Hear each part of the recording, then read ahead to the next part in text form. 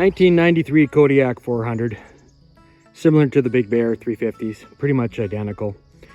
Was driving it and it suddenly just quit. Then it would start up and you could drive it a bit more, and then it would suddenly just quit. And did that several times, and then it wouldn't start. Had to tow it home. Checked for spark, there's no spark. Cranks over fine. So I think it's electrical. I'm gonna start. Open up this cluster and test to make sure everything's okay. It is a new cluster. I'm thinking it's probably in the plug. I think maybe the plug, which you can see right there, has a bad connection in it. But what I'm going to do is I'm going to open this up and test various components of it for power. I know the lights work and it cranks over, so the starter and the lights are getting power. So I'm suspicious whether the kill switch is working right. So I'm going to just verify that, and then I guess I'll start fighting with that plug. So to test the kill switch, you got to take this little tab out. Don't drop your screw, especially if you're like me working out in the snow.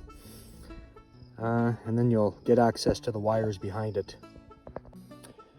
All right, so you can see the two wires there, and you can see the kill switch. The kill switch essentially either joins those two together, or when it's running, it keeps it separate. So one of these is the ground, and one of these should have power to it. The one that should have power to it, I think, is that blue and black one. I'm going to just quickly test. But right now it's in an open circuit, so it should be able to run, but there's neither of those wires has power. So I'm going to just quickly check and figure out which one is the ground, and then I will go back to the harness and see which wire that is and if it has power coming up to the harness. So I hooked my test light up to the positive, and that black one is the ground.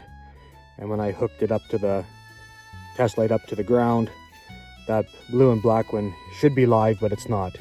So I have a circuit in the quad that is not getting powered. So time to figure out where this wire goes and fix it. Well, I figured I should probably come out and finish this video. It's been a few days, got a little bit of snow.